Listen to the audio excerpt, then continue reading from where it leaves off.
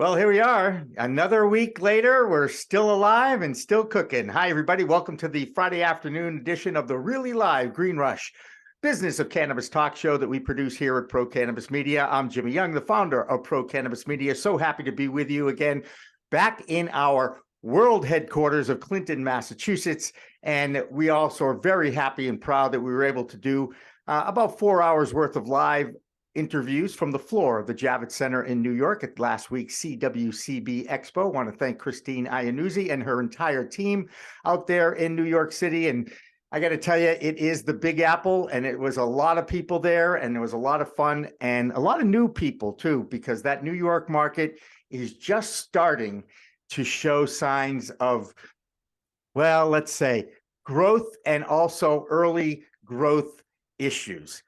Joining me this afternoon, a couple of friends. One is Josh Kincaid from Washington State, and he is with the Talking Hedge podcast out there in Washington State. Hello, Josh. Hey, Jimmy. And Michael Correia, formerly now of the NCIA, but still has the NCIA on his resume. And Michael Correia, thank you so much for joining us from Washington, D.C. today. It's great to be here, Jimmy. And technically, I'm still on the clock for 3 more days. So talk to me on Wednesday, and then I'll be former. Fair enough. Fair enough. And I feel bad. We laugh. It's like gallows humor in a lot of ways, because there's been a lot of changes and a lot of people, whether it be Trulieve shutting down their dispensary operations in Massachusetts and one in California. There's been a lot of market correction in the cannabis space over the last few months. And it has obviously reared its ugly head at the NCIA as well. And I certainly feel bad that some people that I know there are going to be out on the streets, so to speak. Was this a surprise to you, Michael? So, I mean, if you know anything about cannabis industry, and you know the industry is just struggling. You see struggling across the board, big companies, medium companies, small companies. NCIA has been hit over the past couple of years with COVID, not being able to do events. You've seen money coming out of advocacy, and you've just been seeing it across the board. So, no, it's not a shock to me, because I've seen our membership numbers go backwards for the past 2 and 3 years. I had to lay off my deputy a month ago, which in itself was tough. But having it come full circle and knowing that it is affecting me now because the revenue is not there to support the staff. NCIA is now, I think, down to 5 people, which is amazing considering we were at 25 people a couple years ago. And so I think that's a good microcosm of just across the industry of what's happening. It's affected us, but it isn't a negative thing. Well, it's negative for me in the short term, but I plan to stay in cannabis. I'm going to open up my own lobby shop. I'm going to be here. I'm going to be talking with you. I'm going to be representing the cannabis industry. It frees me up to talk to everyone, speak my mind, sit on boards, and do amazing stuff for just the industry and the movement. And I'm looking forward to it. Enormous amount of excitement and sheer terror at the same time. And so I'm building this as we go right now, Jimmy, and it's going to be exciting. And I want to have you part of it as I go through this process. Oh, good. Welcome. I was going to say, welcome to the hood. I love that. Sheer terror is definitely something that we have to deal with on a regular basis. It really puts us all in the same boat in many ways.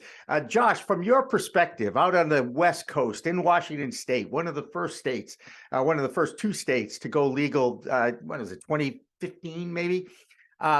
Tell us about what is the impression of the industry out there as you look across the country. Is it the same? Are people adjusting to this market correction at all?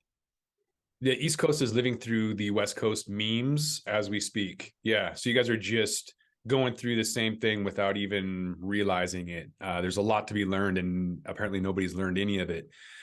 What I can tell you, though, is that the industry is broke on the West Coast, the whole industry. But from the West Coast, from my perspective, what I'm seeing is that, a lot of events are not pulling through with revenue.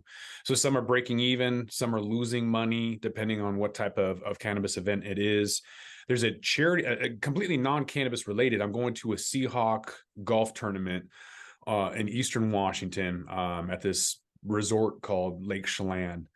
So a lot of Seahawks are putting this on, and they just gave me a foursome. They're like, here, it's free, just show up. So this is a charity event, and people are not paying for it. So I know whether it's cannabis or not, these things happen. So I can tell you, when I was in the banking industry, every fourth quarter, it seemed like Bank of America or whoever it was, Key Bank, US Bank, wherever I was at, they would always put a freeze on hiring and spending. You literally couldn't order a pencil during the fourth quarter, regardless of the year. And then during a bear market, we haven't seen one in a decade or more, but the last bear market, that was really bad, a lot of layoffs. So really, we're not seeing anything like new, but it is new to the industry because it's the first time in a bear market in a generation, or at least a decade or more, where we're finally starting to see this hit the cannabis industry for the first time. So the layoffs aren't anything new, people going broke, not having money to advertise.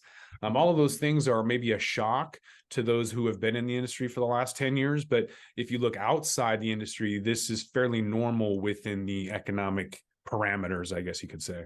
Yeah. So Josh nailed it on the head, the industry and then just living through it. And listen, it's about survival. Your business, it's about your business surviving. That's what's going on with the state and regulations and taxes and all the things you need to do it. And the biggest thing out there is the illicit market that is still a big part of this industry.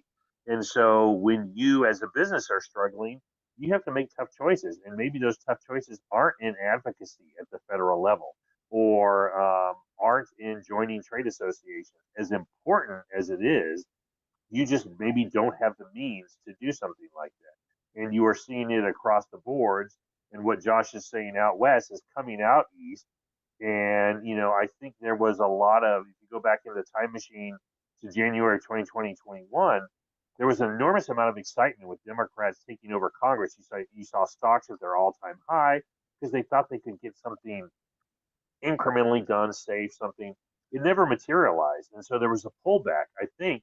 And I hate to say it, I think Chuck Schumer said, he didn't want to kill the industry, and he's basically killing the industry because something like SAFE didn't get passed and people pulled back. So until something like SAFE passes to energize the industry and really get us going, it's going to be really hard to make investments. And this is the one time we need investments in advocacy, is the one time everyone's pulling back. And so, like I said, I want to be around and I want to keep doing this.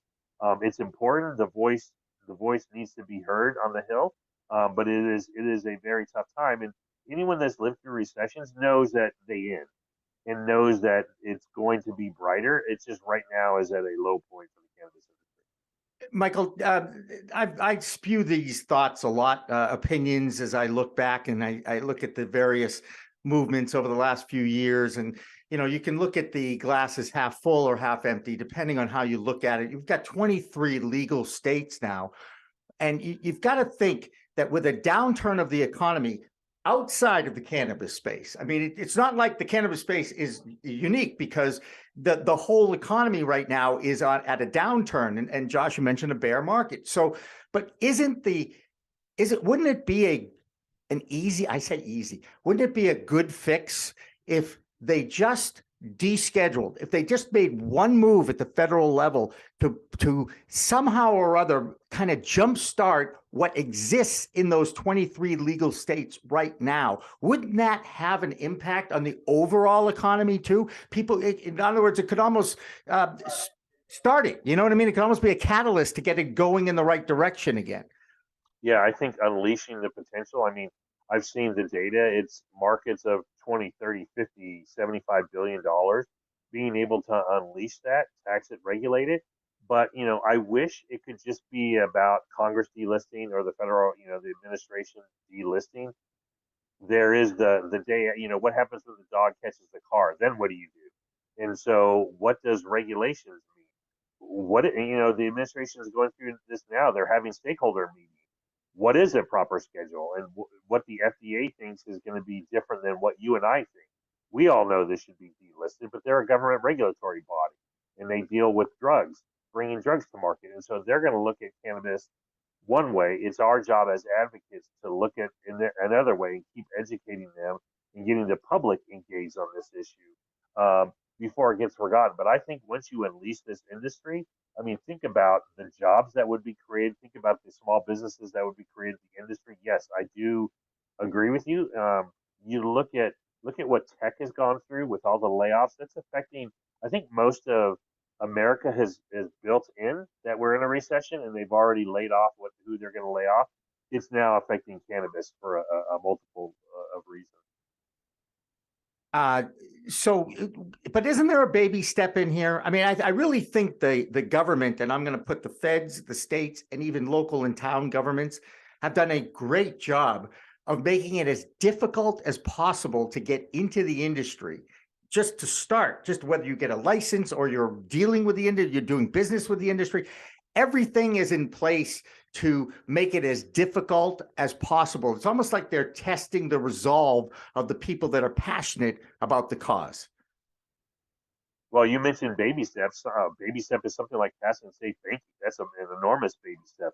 Right. The other thing I think is the barriers to entry, the cost to get into this.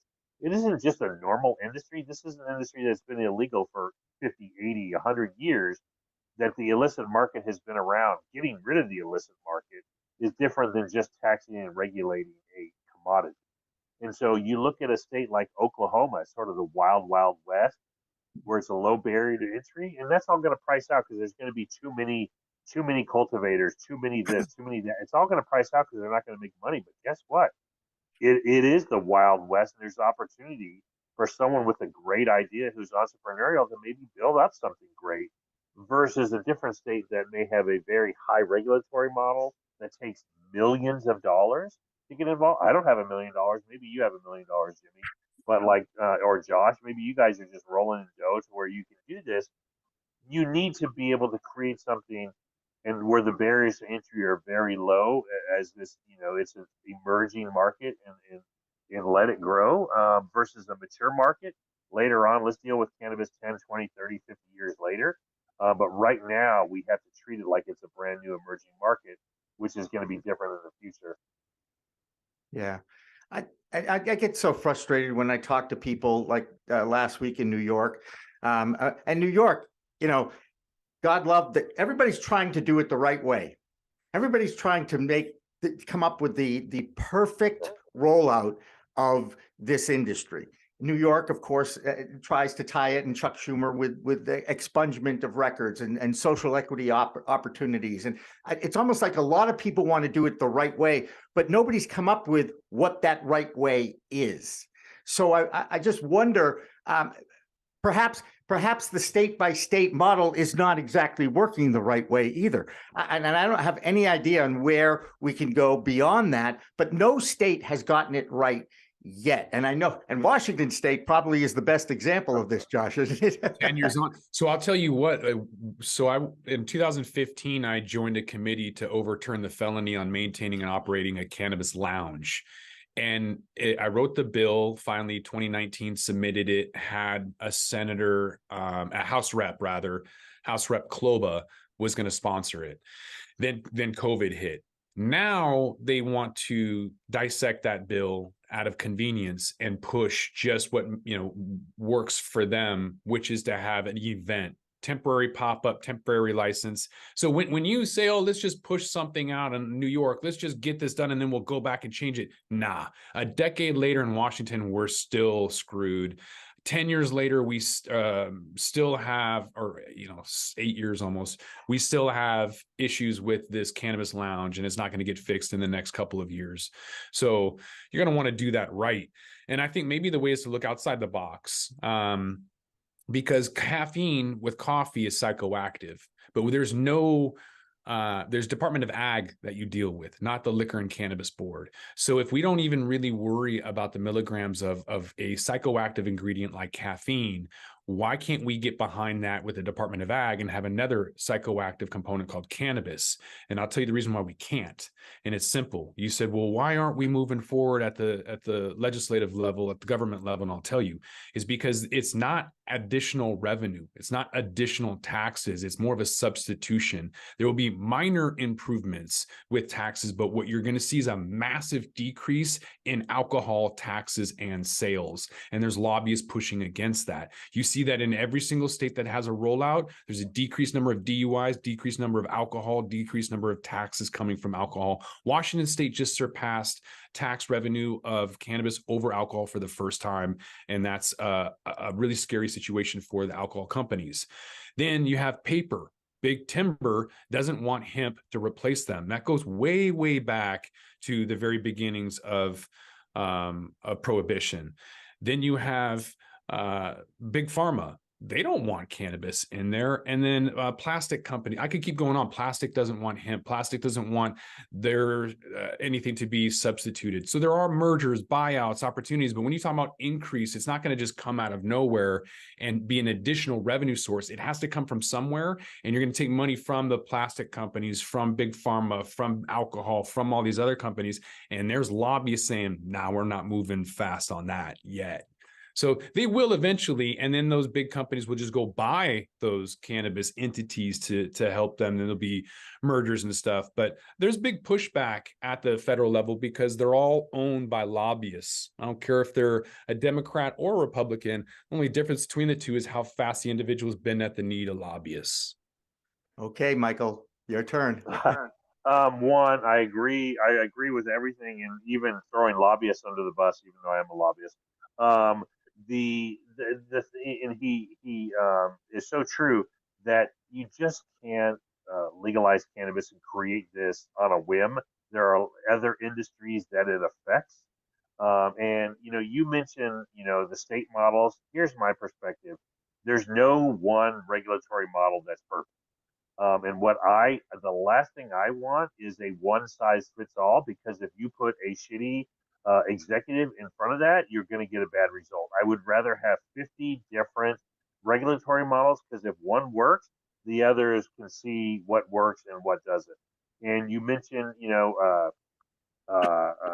York and other states. Everyone wants to create this perfect system. The problem is when it comes to equity, diversity, and other things, and people talk about limiting applicants and limiting permitting, that's going to drive the cost up. You start driving the cost up, you have fewer people who have access to that cash to get in, which means it's not helpful for small businesses or minority-owned businesses. So it's that very fine line. You mentioned New York about what they're trying to do with the grant program. Well, you have to fill that grant program up with money to allow it to be able to get to these businesses. And so small businesses need access to cash, safe banking. They need access to cheaper cash where it's doable. At the same time, they need to have the resources to run their business, and they need to have grant programs out there that help them, or else they will just get eaten up by the larger ones. And capitalism rules applies, but we don't need to speed that up. We can still create this industry at a scratch that's small business, entrepreneurial, that's focused on diversity, equity, and inclusion, all these things. But it just is not going to happen on its own. And you see a lot of these states that have great intentions, and then 3 years later, 5 years later, they realize nothing ever came to fruition.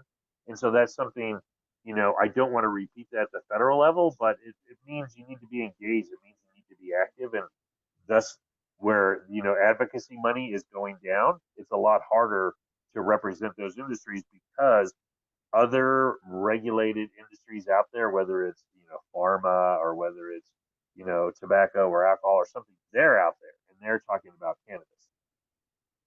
And we've talked about this before. Out of those big alcohol, big tobacco, big pharma, which of those biggies is going to be, are they all going to be anti-cannabis, or is there one in particular that may just come in and be like, the Lone Ranger, come in and help out this industry and lift it up and give it the financial backing that it needs to get stuff done? Well, I mean, you're talking about capitalism here. In capitalism, Yeah. People want to make money. So when you say good or bad, I think everyone's watching it. Cigarettes, Kronos, is in there. They're watching it. They're engaged. You mentioned alcohol with Constellation Brands and Canopy, like they're there. A big pharma, I look at big pharma as they look at this as an opportunity and a threat. An opportunity to get engaged and to bring new drugs to market that help people.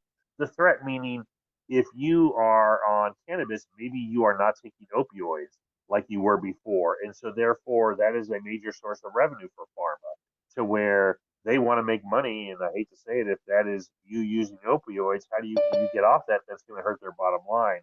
And Josh mentioned about companies and their bottom line and self-interest.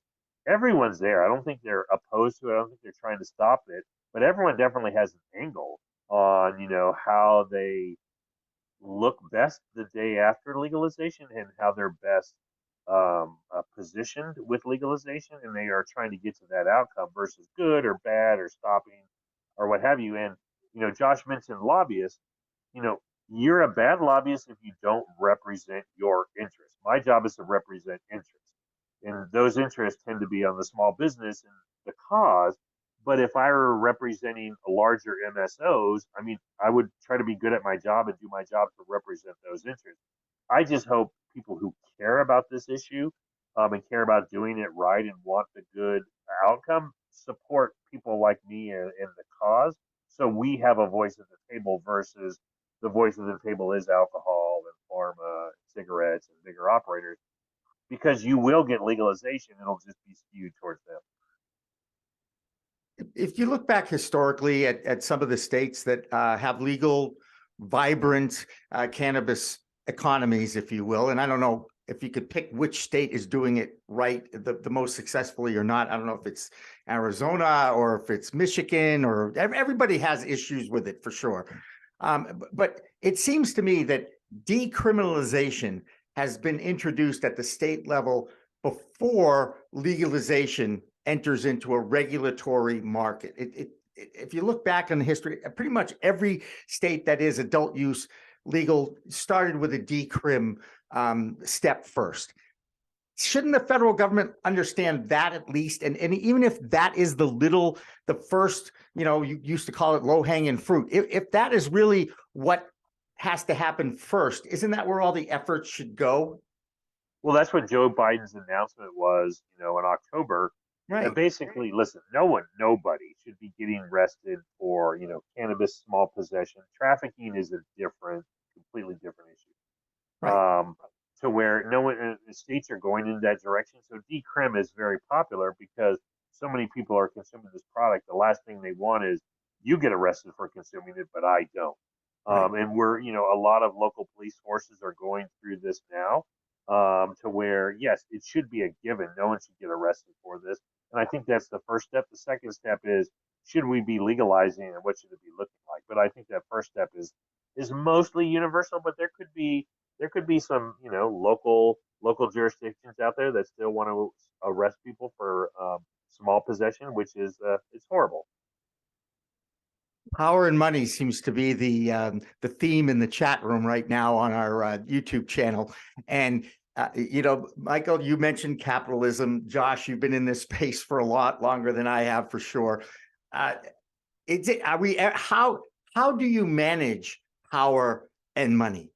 How do you manage it when there's such excitement about making money and there's an adrenaline rush to it? And is the capitalist system and cannabis just never going to be part of it? I don't know. I'm just throwing these words out there because I read it in the chat room. Yeah, it's water and oil. How do you combine an altruistic perception with the realities of an quote unquote evil capitalistic society? And they're butting heads against each other all of the time. And so ultimately you have to do it with the lobbyists. they're the middleman. Right. They're the person who's going to get in the middle and be that moderator for your own sanity, because somebody has to deal with bureaucrats. I don't have the patience for it. People don't care or have the patience for it. So unfortunately, people try and vote over and over again, expecting a different result. And the reality is that the lobbyists are the ones making 20,000% for their corporate interests. And so if we as the individuals don't empower lobbyists, nothing's going to matter, because lobbyists ensure votes are never heard of or dealt with at the federal level. The local level is the only place I personally vote, because I'm boycotting the system at the federal level, because it's obvious to me that voting harder is a meme and voting over and over again is insanity. So until we as an individual can have a lobbyist that can get something done, I'm following Ice Cube and I'm holding my vote until I get paid. Ha, Got to support me in my new effort, Josh. That's there you exactly go. what I want to be doing, getting support for the good. It is hard because a lot of people who got involved with the cannabis industry, 10 years ago, 20 years ago, they wanted to do what was right and create companies and have people not getting arrested. And then at the same time, you're building up an industry, and that industry, you have to deal with labor laws, and you have to deal with all these other things that are related to capitalism and making money and paying bills. And sometimes that could butt heads. It would be great if we all just grew in our backyards and we had enough to consume and we traded with our friends. But on a grand scheme across markets, you need to get this product out. And what's the most efficient ways to get that product out to market? And that's where you come into taxes and rules and regulations and interstate commerce and all the things we're trying to get an advantage. And everything Josh is mentioning is about those people trying to get advantages over your competitors and what they're willing to do versus, hey, we all want the same thing. How do we survive in this? And even Yeah. if we had cannabis that was good and pure and hopeful and small business and entrepreneurial, there would still be capitalism involved in those, because everyone wants to make an advantage, and like Josh said, getting paid, that's always going to drive people. I haven't gotten corrupted yet, Jimmy and Josh, and I still want to do the good thing, and so I still want to fight. I hope I can keep continuing to do this. I hope when I announce my own lobby firm that there's going to be a demand for representation and doing the right thing, and having a voice out there. Well, we will continue to give you a platform to have that voice heard, Michael. How's that? That's the best thing I can do personally. I'm actually shocked to hear that Josh doesn't vote in federal elections, and he and I will talk about that off camera a little bit too, because it is your obligation as an American citizen, even though you have to sometimes hold your nose when you let's make argue that. about it, because the only people who shouldn't complain are the ones who voted, because it's your fault. Until every bureaucrat wakes up and realizes we didn't vote, that's the only time anything will change. So let's argue about it. All right, you got it. We're going to take a break before we argue about it, though, because it's past 4:20. We missed that. It's definitely time to take a little break. Michael, thank you so much for joining us again today. And let's talk off air, as they say, and figure out a way that we can continue to keep this going. Hey, thanks, Jimmy, Josh. Thanks again. And we'll be back with more of Green Rush Live after this. Don't go away. Don't forget to smash that like button on your way out and check out these other videos that we've got.